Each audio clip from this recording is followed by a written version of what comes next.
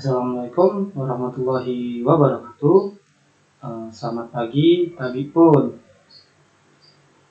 Yang izin memperkenalkan diri, nama saya Muhammad Zufar Nuruddin Tito dengan NPM 217555056. Sebelumnya yang terhormat dosen pengampu mata kuliah akuntansi sektor publik, yaitu Bapak Rusmianto. Di sini saya akan menjelaskan terkait materi akuntansi sektor publik, yang dimana akan terdiri dari beberapa slide yang akan saya jelaskan. Sebelumnya slide pertama yaitu akuntansi pemerintahan. Akuntansi pemerintahan adalah sebuah kegiatan jasa dalam rangka menyediakan informasi kuantitatif terutama bersifat keuangan dari entitas pemerintah guna pengambilan keputusan ekonomi yang nalar dari pihak-pihak berkepentingan atas berbagai alternatif tindakan. Dari Halim 2007. Untuk sistem akuntansi pemerintahan merupakan serangkaian prosedur mulai dari pengumpulan data, pencatatan, pengikhtisaran, dan pelaporan posisi keuangan dan operasi keuangan pemerintah daerah. Nah, untuk standar akuntansi pemerintahan sendiri yaitu diatur dalam PP nomor 71 tahun 2010 tentang standar akuntansi pemerintah atau disingkat SAP. Nah, untuk SAP sendiri adalah prinsip-prinsip akuntansi yang diterapkan dalam menyusun dan menyajikan laporan keuangan pemerintah. Nah, untuk standar akuntansi pemerintah atau SAP itu dikembangkan oleh Komite Standar Akuntansi Pemerintah. Nah, untuk kerangka konseptualnya, akuntansi pemerintah adalah konsep dasar penyusunan dan pengembangan SAP. Nah, untuk interpretasi pernyataan standar akuntansi pemerintah atau IPSAP adalah penjelasan, klarifikasi, dan uraian lebih lanjut atas PSAP.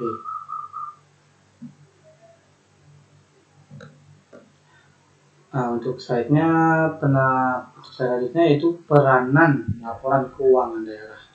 Nah, untuk perannya sendiri yaitu menyediakan informasi yang relevan mengenai posisi keuangan dan seluruh transaksi yang dilakukan oleh pemerintah daerah selama kurang lebih dari satu periode pelaporan. Nah, untuk membandingkan realisasi pendapatan dan belanja dengan anggaran yang telah ditetapkan, menilai kondisi keuangan, menilai efektivitas dan efisiensi pemerintah daerah, dan membantu menentukan ketaatannya terhadap peraturan perundang-undangan. Nah, yaitu ada beberapa, yaitu yang pertama itu akuntabilitas, yang kedua manajemen, yang ketiga transparan, yang keempat adalah keseimbangan generasi.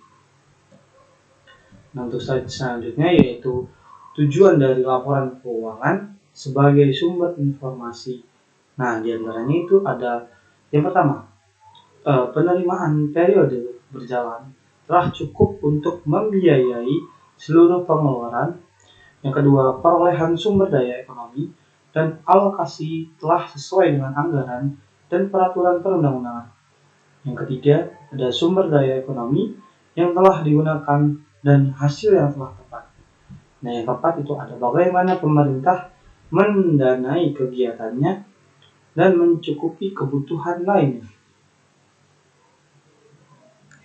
Untuk slide selanjutnya yaitu ada penggunaan laporan keuangan yang dimana digunakan oleh yang pertama ada masyarakat. Nah, yang kedua itu ada wakil rakyat atau lembaga pengawas atau yang bisa disingkat BPKP. Nah, itu lembaga pemeriksa atau ada juga lembaga pemeriksa. Terus yang ketiga itu pihak yang memberi atau berperan dalam proses donasi, investasi, dan pinjaman. Dan untuk yang terakhir yaitu ada pemerintahan sendiri. Nah, untuk slide selanjutnya yaitu di sini ada prinsip akuntansi dan pelaporan. Nah, Untuk prinsip akuntansi sendiri, yaitu yang pertama ada basis akuntansi, yang kedua ada prinsip nilai historis, yang ketiga ada prinsip realisasi, yang keempat itu ada prinsip substansi, mengungguli bentuk formal atau substance over form. Nah, yang kelima itu ada prinsip periodisitas, yang keenam itu ada prinsip konsistensi, yang ketujuh itu ada prinsip pengungkapan lengkap, yang kedelapan itu ada prinsip penyajian wajar. Nah, untuk slide selanjutnya yaitu jenis dan bentuk laporan keuangan, yaitu ada yang pertama itu ada laporan realisasi anggaran atau bisa disingkat LRA. Yang kedua ada laporan perubahan saldo anggaran lebih atau disingkat LPSAL. Yang ketiga ada laporan operasional atau bisa disingkat LO. Ada laporan perubahan ekuitas atau bisa disingkat LPE. Yang kelima ada neraca. Yang keenam ada laporan arus kas atau bisa disingkat LAK. Yang ketujuh ada catatan atas laporan keuangan atau yang bisa disingkat itu CALK.